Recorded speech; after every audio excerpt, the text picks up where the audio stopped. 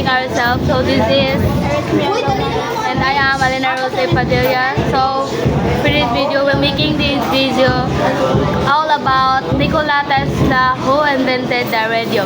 So for this video, we're showing you how to make this DIY radio using a cardboard. First, to cut the cardboard.